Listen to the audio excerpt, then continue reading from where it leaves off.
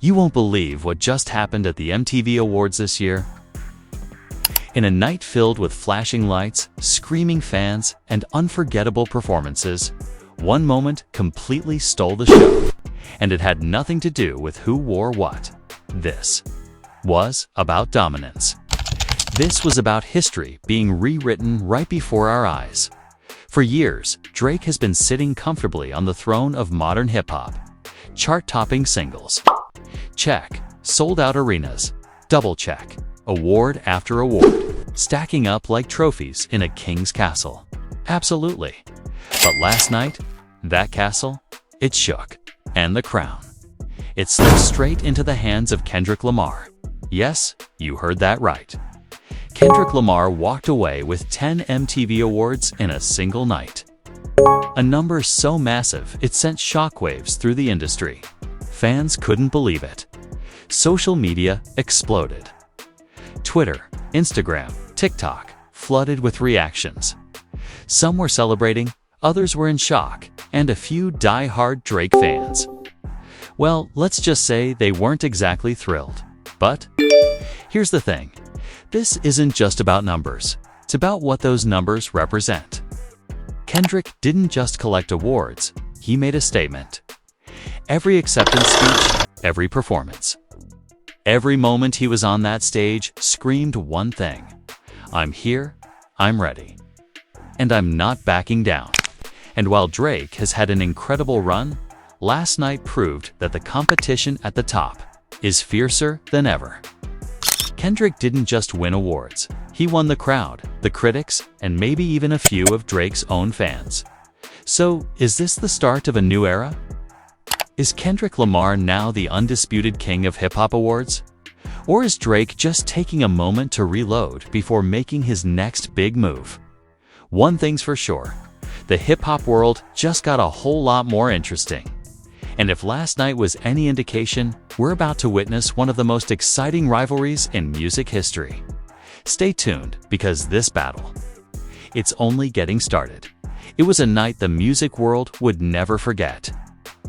The air outside the MTV Awards venue buzzed with anticipation, a tangible energy you could feel in your bones. Paparazzi cameras flashed like lightning as black SUVs rolled up one after the other, spilling out the biggest names in the industry. A-list actors, chart-topping singers, viral influencers, and, most importantly, two of the most dominant forces hip-hop had ever seen, Drake and Kendrick Lamar. The rivalry wasn't just a figment of fan imagination. It had become a living, breathing narrative, one that had been building for over a decade. Fans lined up.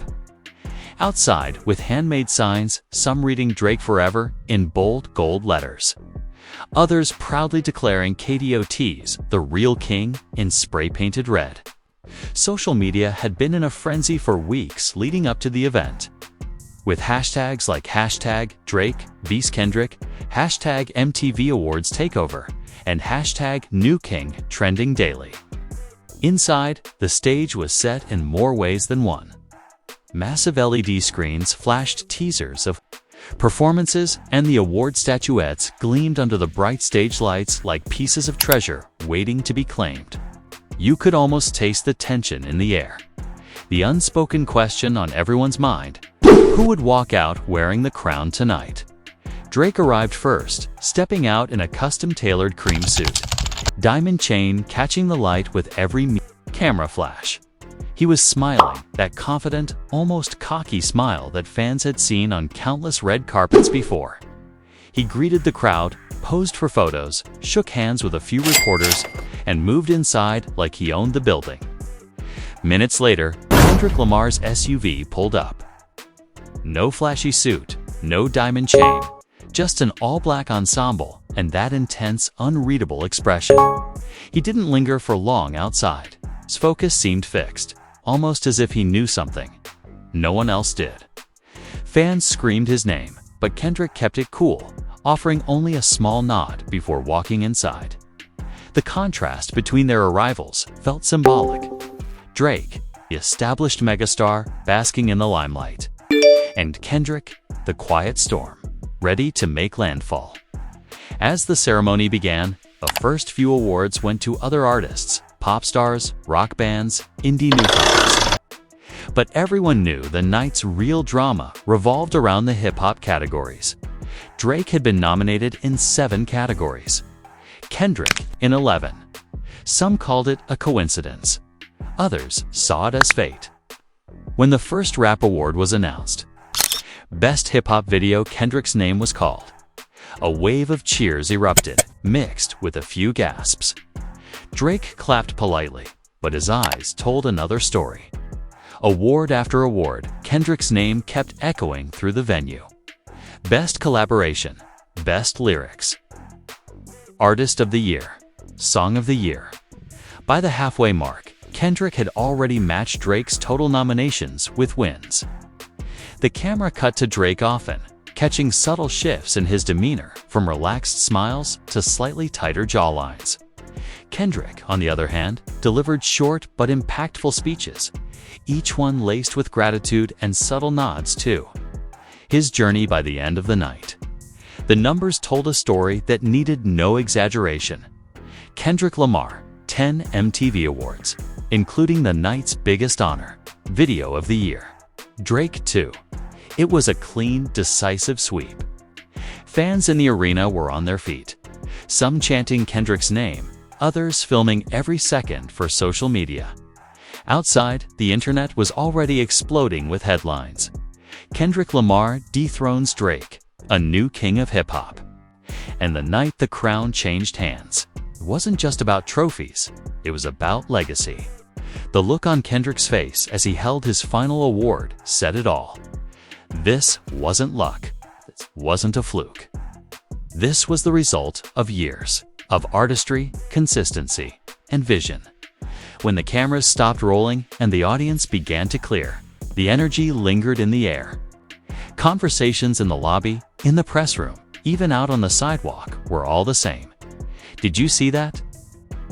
Kendrick destroyed tonight. Drake left quietly. No post-show interviews, no after-party appearances. Kendrick, meanwhile, didn't stick around to gloat. He exited almost as quietly as he'd arrived, slipping into the night with his team, 10 golden trophies in tow. But in that silence, there was power. The kind of power that doesn't need to shout because the whole world is already listening. The MTV Awards of 2025 weren't just another celebrity-filled evening. They were a turning point. A moment when the industry, the fans, and even the competitors themselves had to acknowledge that the hip-hop hierarchy had shifted. For Drake, it might have been just one night, a stumble in an otherwise legendary career. But for Kendrick Lamar, it was a coronation. And the world had just witnessed the crowning of a new king. Long before the flashing lights of the 2025 MTV Awards.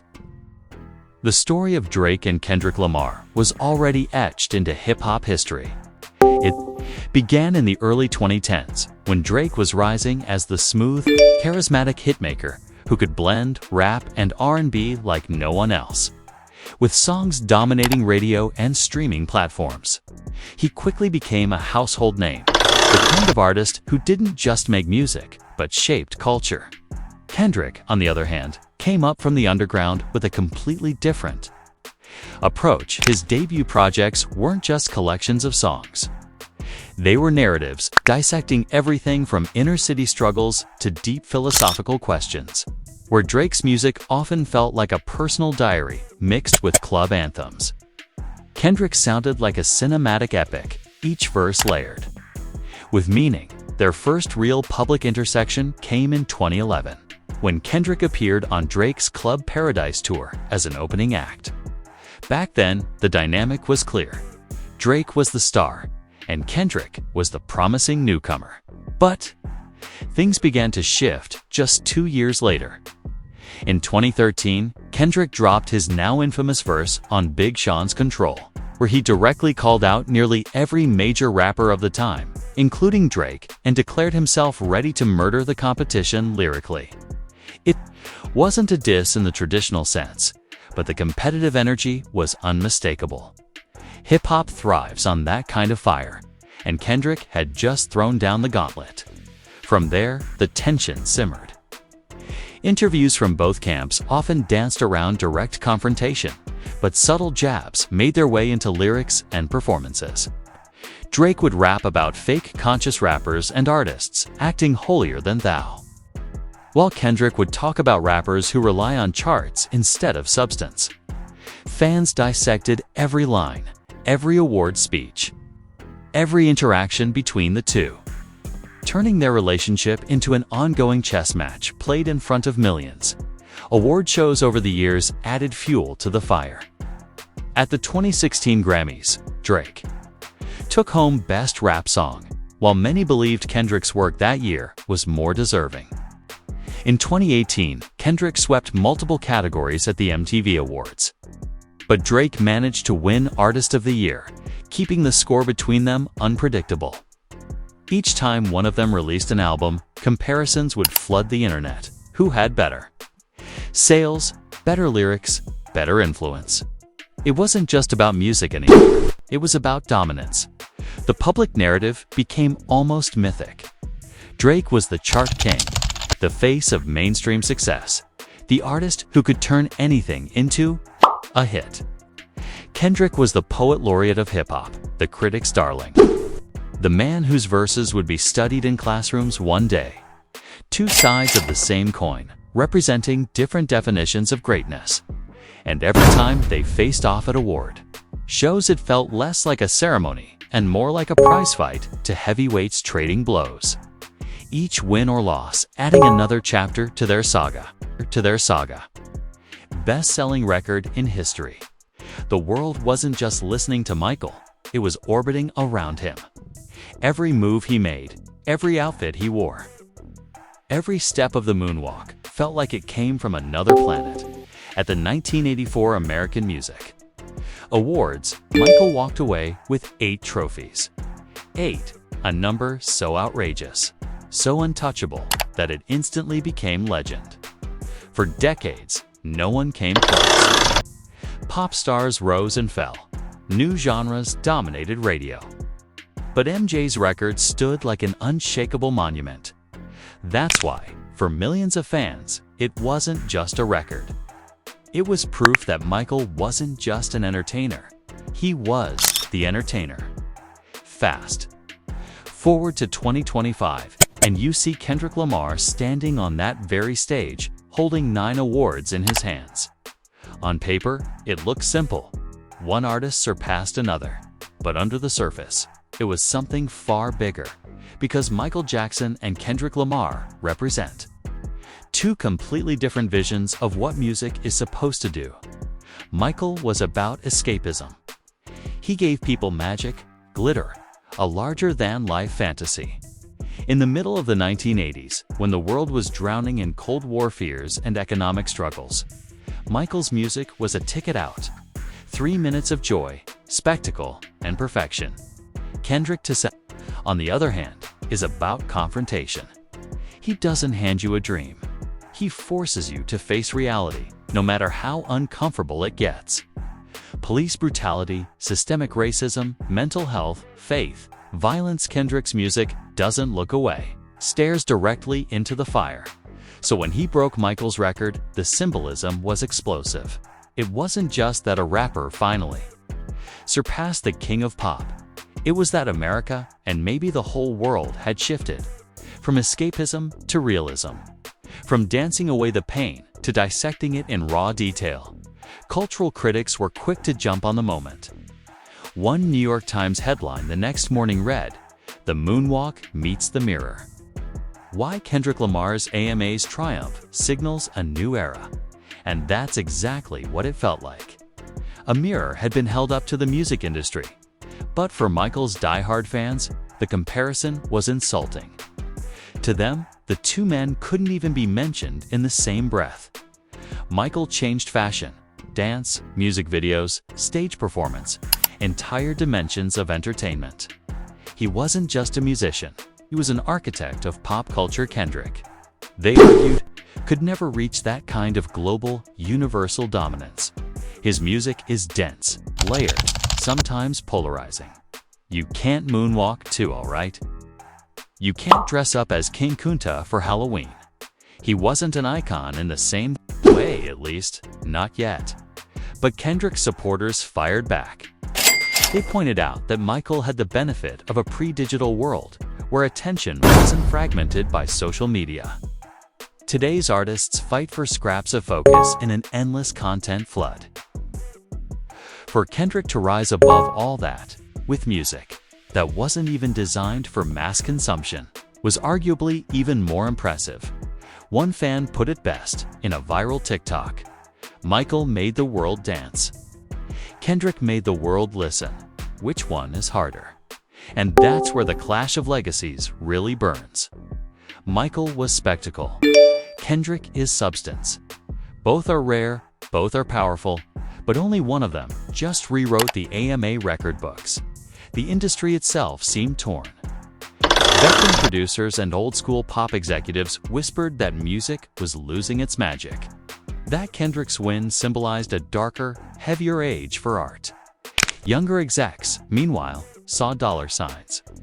If Kendrick could dominate with music this complex, maybe the future wasn't about chasing radio hits at all. Maybe it was about authenticity, and authenticity is Kendrick's weapon.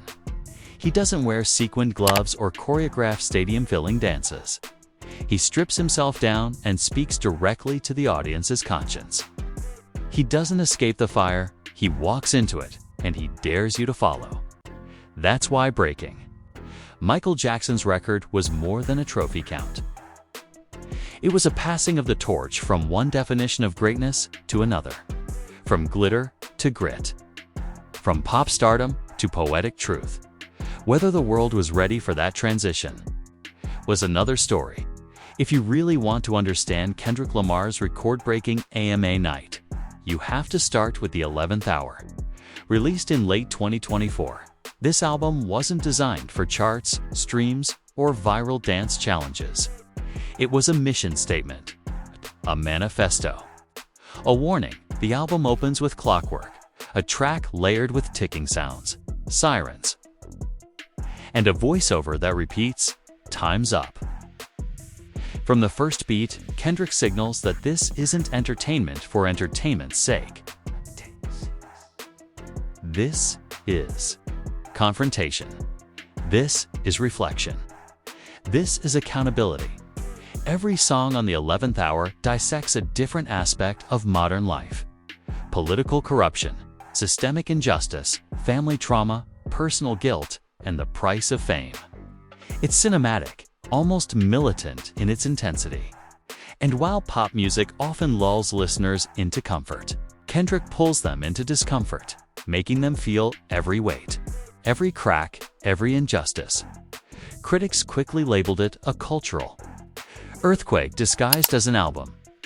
Fans called it a masterclass in lyrical warfare. And when the AMA nominations were announced, Kendrick's name dominated almost every category. But here's the thing: no one thought he could win 9 awards in one night, surpassing Michael Jackson's 1984 sweep, because the 11th Hour wasn't supposed to be a trophy magnet. Its brilliance lies in its raw honesty, not in mass appeal. Kendrick didn't compromise, didn't water down his vision for radio-friendly hooks or safe themes. He brought depth, and depth doesn't always translate into gold-plated awards. Yet on AMA night, the world had no choice but to acknowledge it. When Kendrick walked on stage to accept his final trophy, the one that officially shattered MJ's record, he didn't wear sequins. He didn't smile for the cameras. He wore a black hoodie, no chains, no entourage, no dancers, just him, a microphone, and a message. This ain't just music. This is war. That 7-word statement became the headline, the meme, the rallying cry. But for those who've listened to the 11th Hour, it made perfect sense. Kendrick wasn't just accepting an award. He was declaring battle against the complacency of the music industry, the rewriting of legacy, and the limitations placed on authentic expression. Fans dissected the lyrics for deeper meaning.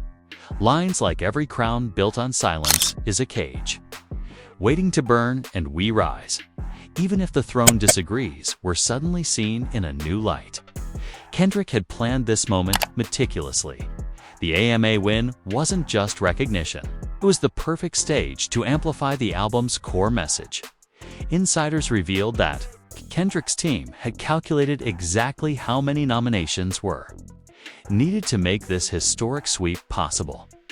Every performance, every acceptance, every camera angle was orchestrated to maximize impact without overshadowing the music itself.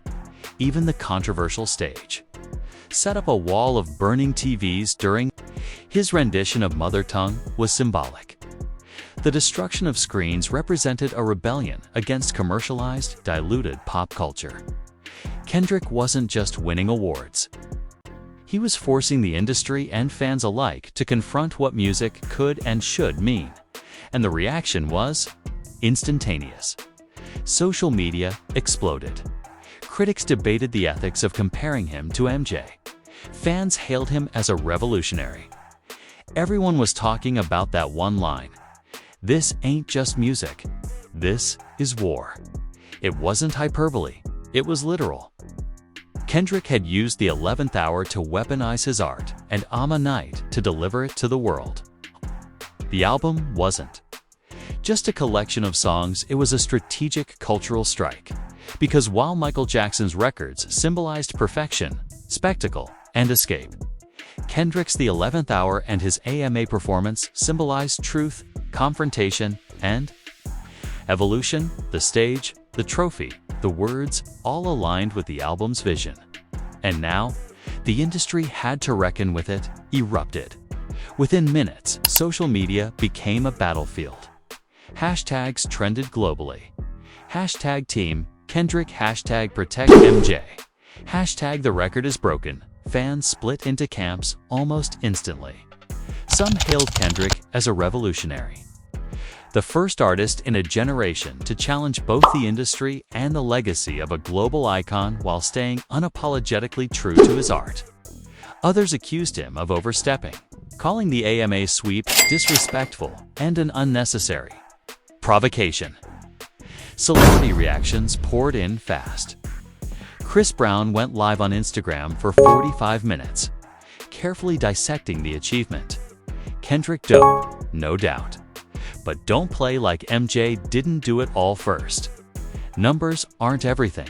Ko was the speech. Meanwhile, Says, who had performed alongside Kendrick at the AMAs, posted on X, "You don't have to kill your heroes, but you should be brave enough to become one." Tyler, the creator, tweeted, "If we never let the next great be greater, we'll die worshipping ghosts." Even Nas weighed in during an interview. Kendrick broke through a ceiling most rappers never even see. That scares people, especially when the throne ain't built for us. But the Jackson family didn't stay silent either. Paris Jackson posted a series of Instagram stories condemning the act, emphasizing respect, legacy, and impact beyond trophies. "My father gave his entire soul to this industry. Respect is not optional. Legacy isn't competition. Some things should never be touched." The contrast could... So what does the culture say when you zoom out? Well, it depends on which culture you're asking. For the mainstream, Drake often feels like the face of hip-hop. For the old-school heads, Jay-Z and Nas still command respect. But for a huge portion of today's generation, Kendrick Lamar is the one who best represents what hip-hop can be at its highest level. He's proof that you can be thoughtful and still be successful, experimental and still be relevant, lyrical and still reach billions of streams. And maybe that's the real answer. Maybe there isn't a single king of hip-hop. Maybe there are multiple thrones, multiple crowns, depending on what you value most. But here's the thing.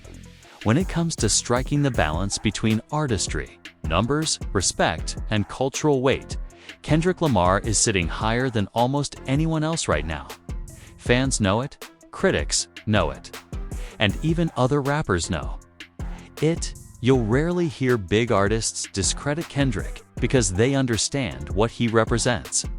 He's not just another rapper in the game, he's a benchmark, a standard. Someone whose presence raises the bar for everyone else. But we're not done yet. Because in the final part of this breakdown, we're going to dig into the bigger picture. What does Kendrick Lamar's 50 billion streams mean for the future of hip-hop itself? Is he shaping a new era where art and popularity can finally exist together? Or will the crown eventually shift to someone else? Stick around, the conclusion might surprise you. So here we are at the end of a journey that started with a simple question. Kendrick Lamar has crossed 50 billion streams, but does that make him the true king of hip-hop? We've looked at the numbers, we've compared him to legends, we've heard the voices of fans and critics. And yet, one truth remains. Hip-hop has never had one single king. It's too big, too diverse, too ever-changing to be ruled by just one person forever. But if there was ever a moment where the crown leaned in one direction, right now, in this era, it leans heavily toward Kendrick Lamar. And here's why. Kendrick represents something rare in music: the balance between art and popularity. Too often, artists have to choose. Do they chase streams and radio hits, or do they make deep, meaningful art? Kendrick has proven you can do both. That's why his 50 billion streams are different from any other milestone. They aren't just empty numbers. They represent music that challenged society, that sparked protests, that inspired essays, that made people cry, think, and celebrate. But what's even more powerful is that Kendrick never asked for the title. He never crowned himself, never. Called himself the king. And maybe that's the very reason so many believe he deserves it. True royalty doesn't beg for the throne. It sits quietly, knowing its presence is enough. Kendrick doesn't compete by flooding the charts every month. He competes by leaving a lasting mark every time he drops. And that, more than any number.